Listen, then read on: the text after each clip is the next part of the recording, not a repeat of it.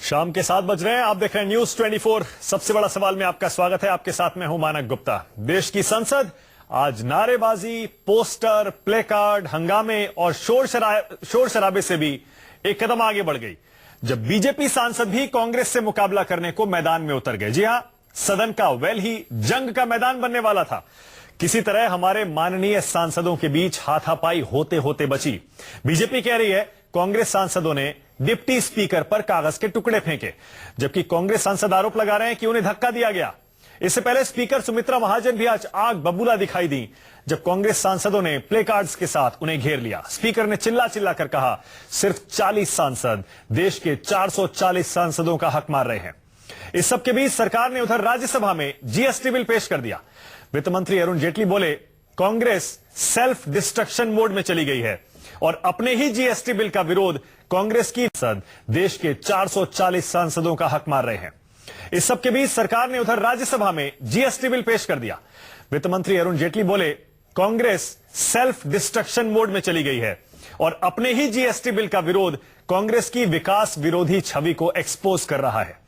लेकिन कांग्रेस एक कदम भी पीछे हटने को तैयार नहीं हुई है। हर कोई जानता है जीएसटी बिल देश में कैसी आर्थिक क्रांति ला सकता है, लेकिन फिर भी फिलहाल इसके पास होने का कोई रास्ता नजर नहीं आता। इसीलिए हमारा सबसे बड़ा सवाल आज यह है, क्या 40 सांसद वाकई 440 सांसदों का हक छीन रहे हैं? कांग्रेस की छवि विकास विरोधी बनाने में बीजेपी सफल हो गई है और कांग्रेस बीजेपी की जिद में क्या फंस गया है जीएसटी बिल? इसी पर बहस करेंगे, लेकिन पहले देखिए आज संसद में क्या हुआ। 40 लोग मिलकर के 440 लोगों का अधिकार मार रहे हैं। 40 लोग मिलकर के 440 लोगों का, यह प्रजातंत्र की हत्या है, यह प्रजातंत्र नहीं है। जरूर आपको टीवी पे देखना चाहिए। स्पीकर सुमित्रा महाजन का बयान ये जाहिर करने के लिए काफी है कि कांग्रेस सांसदों के हंगामे ने किस कदर उन्हें बेबस कर दिया।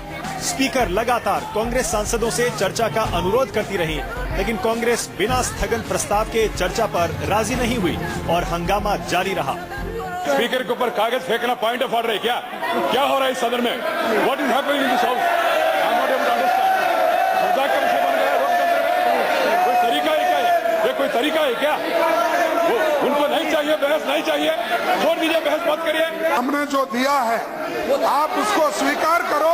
हम चर्चा के लिए तैयार हैं, हम भागने वाले नहीं हैं, हम नहीं भागेंगे। हंगामे के बीच कई बार लोकसभा स्थगित हुई। दोबारा जब कार्यवाही शुरू हुई तो कई बार विरोध के सुर मर्यादाओं की सीमाओं को भी पार कर गए। बीजेपी सांसदों ने आरोप लगाया कि स्पीकर पर कांग्रेस सांसदों ने कागज के टुकड़े फेंके, लेकिन कभी भी स्पीकर के मुंह पर तख्ती नहीं लहराई और कभी भी कागज फाड़ के उनके मुंह के ऊपर नहीं फेंके हैं। मैं माननीय सोनिया जी से अनुरोध करती हूं, और मैंने अभी सदन में भी यही किया, मैंने रोका सदस्यों को कि आप तख्तियां लेके मत जाइए। और मैं सोनिया जी से अनुरोध करती हूं कि भारतीय संसद की मर्यादाओं का वो सम्मान करें और अपने सांसदों को मर्यादाओं का सम्मान सिखावें। जबरदस्ती हमारे 2 मेंबर्स को, बिट्टू जी को और गौरव गोगोई को फोर्सली पुश करा, उनको वहां जाने से रोका। अगर सही मायने में स्पीकर वहां देख रही थी तो आज सस्पेंशन रूलिंग पार्टी के मेंबर्स का होना चाहिए।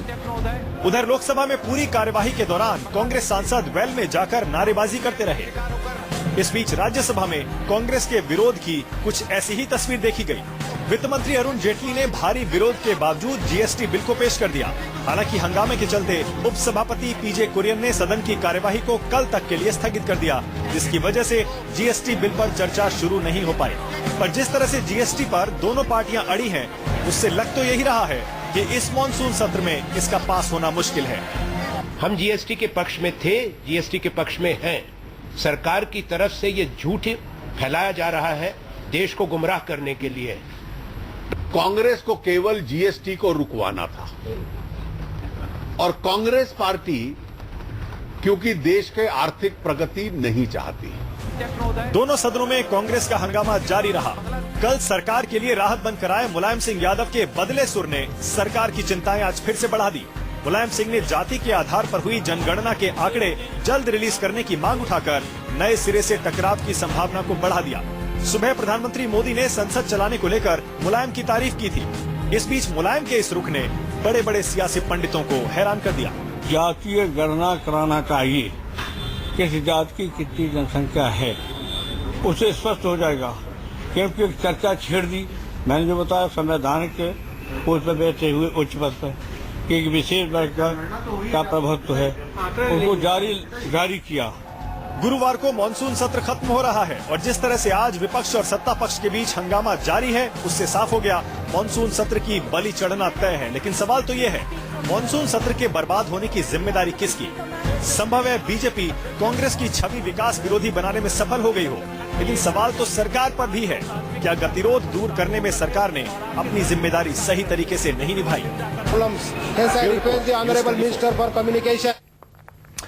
आज का सबसे बड़ा सवाल, क्या वाकई जैसा सुमित्रा महाजन ने लोकसभा में कहा 40 सांसद 440 सांसदों का हक मार रहे हैं? कांग्रेस की छवि विकास विरोधी बनाने में क्या बीजेपी कामयाब हो गई है?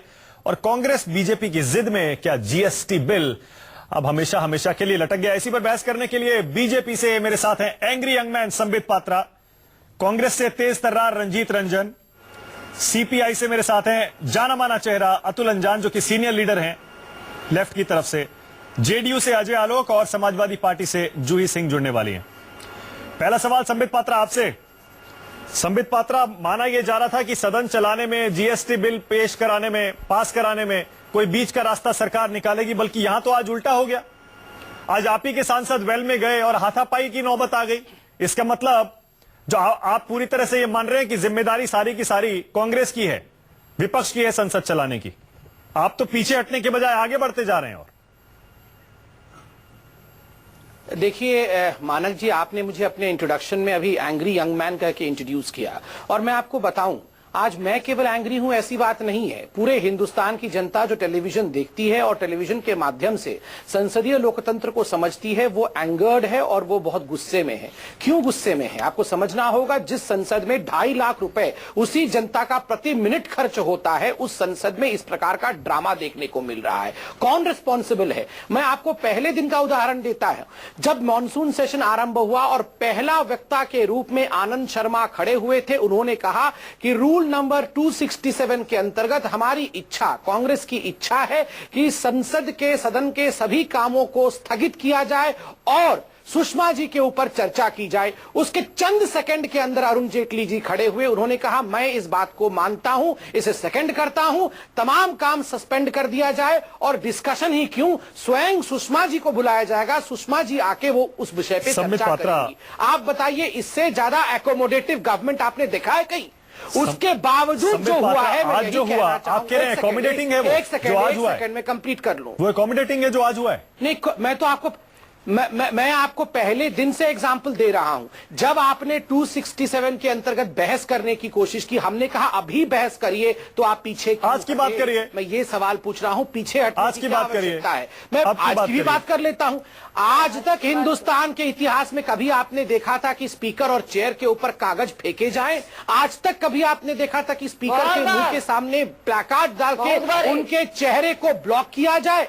नहीं, ये यहां नहीं चलेगा। वहां पर लड़िएगा, यहां नहीं लड़िए। आप देखिए, किसी आपने देखा था आज तक? और मैं कहता हूं, आप जिस तरह से स्पीकर के घर के सामने निर्वस्त्र होकर लड़के जाके प्रदर्शन करते हैं, आज तक धिक्कार है हिंदुस्तान। तो मतलब आपने भी अब ईंट का जवाब पत्थर से देने का फैसला कर लिया नग्न प्रकार से। आज जिस तरह से आपके सांसद भी वेल में आए, ऐसा लग रहा है कि अब हाथापाई होके रहेगी और कोई डेडलॉक तो है ही, हम जान रहे हैं। हमारा कोई सांसद हाथापाई नहीं कर रहा है, ना उसमें विश्वास करता है। हमारे सारे वो कह रहे हैं धक्का दिया गया हमारे सांसदों को। हम चर्चा के लिए तैयार।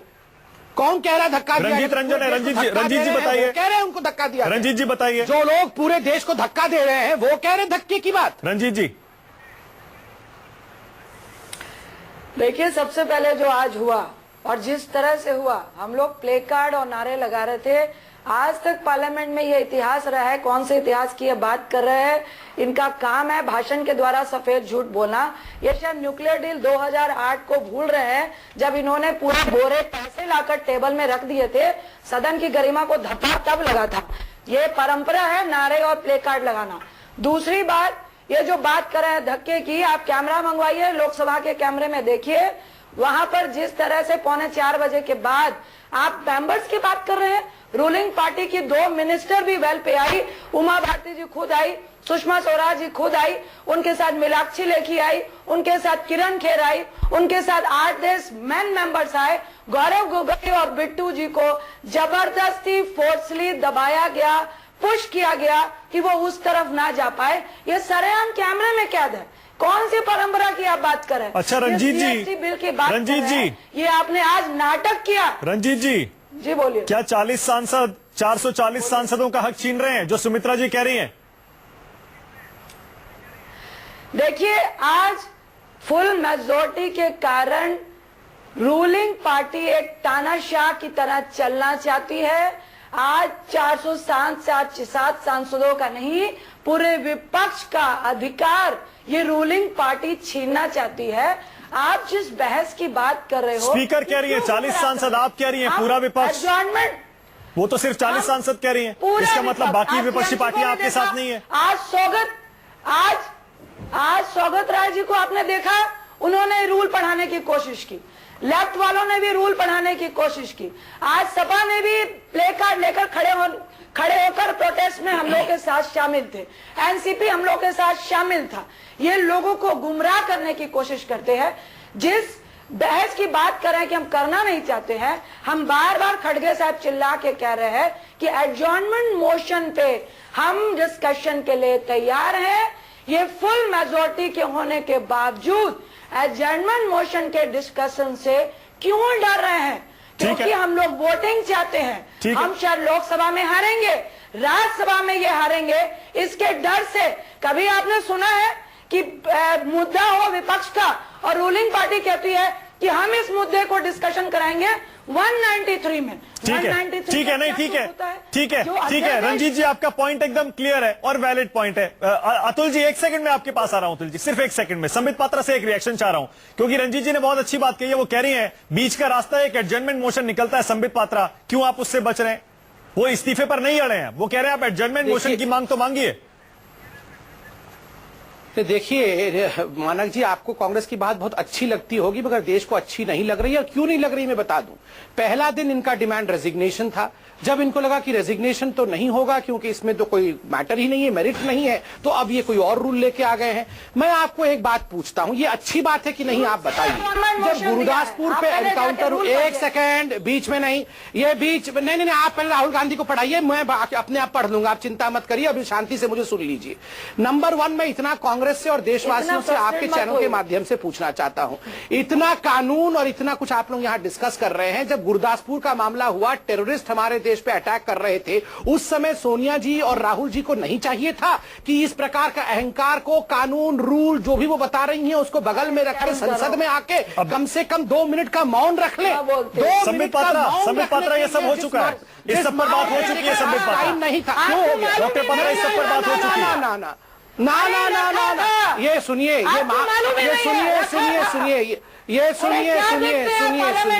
जब मैं सोनिया, अब देखिए जो पार्लियामेंट में हो रहा है वही हमारी डिबेट पे देखने को मिल रहा है। कांग्रेस और बीजेपी की तूतू मैं जारी। अतुल जी, आपके पास आ रहा हूं। डॉक्टर पात्रा, लौटूंगा आपके पास, और भी मेहमान है मेरे साथ, लौटूंगा।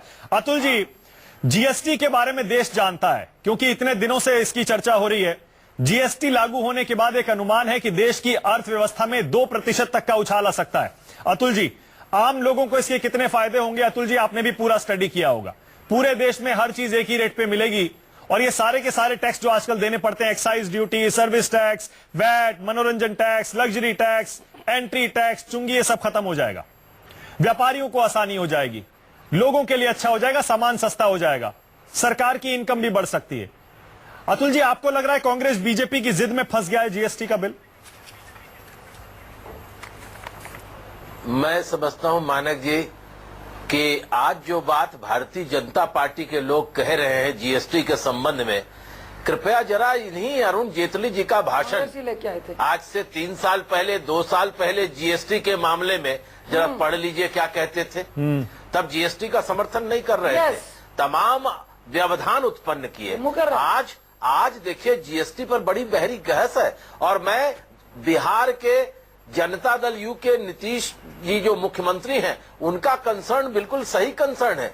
इस जीएसटी से उन राज्यों को फायदा हो सकता है या कुछ राहत मिल सकती है जहां मैन्युफैक्चरिंग इंडस्ट्री है। जहां मैन्युफैक्चरिंग इंडस्ट्री नहीं है उन राज्यों को क्या मिलेगा, how they are being compensated, किस तरह से उनको कंपनसेट किया जाएगा। ये मामला पार्लियामेंट में बहस करने का नहीं है। जब आपने नया योजना आयोग की जगह नीति आयोग बना दिया है, आप नीति आयोग में इस पर गहरी चिंता कीजिए, गहरी बहस कीजिए, तमाम एक बार मुख्यमंत्रियों से बहस कीजिए, देश के तमाम कर के एक्सपर्ट है, टैक्स एक्सपर्ट है, अतुल जी उनसे बात कीजिए। अतुल जी, और राज्यों के जो आज अतुल की जी, तारीख में अतुल जी, राज्यों के संसाधन कहां से आ रहे हैं, सिर्फ एक्साइज ड्यूटी से आ रहे हैं। अतुल जी मैं ये कह रहा हूं वो ठीक है, आपके अपने रिजर्वेशन हो सकते हैं। मैं सिर्फ इतना कह रहा हूं अगर पार्लियामेंट में जैसे बीजेपी सरकार कह रही है कि ज्यादातर राज्य इसके पक्ष में आ चुके हैं तो पार्लियामेंट में तय हो जाए ना। ये हम ये कह रहे हैं पार्लियामेंट चल जो नहीं रही है वो जीएसटी इसीलिए फंसा हुआ है, वोटिंग हो जाए उसमें तय हो जाए। मैं इसको